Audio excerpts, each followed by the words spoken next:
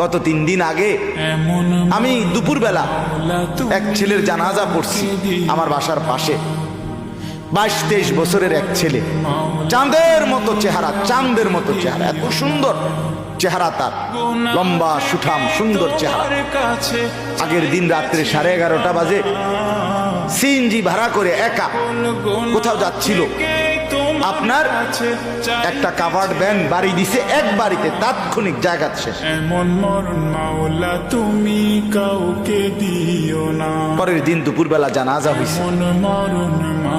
আমি বললাম, হায়, এই ছেলেকে তো তার আগের দিনও তার ঘরে তার মা বাপ লেফ কম্বল দিয়ে দিছে রাত্রিবেলা শীতে। আজকে যে সে কবরস্থ হবে, আজ রাত তার কবরে লেফ কম্বল কে দিবে?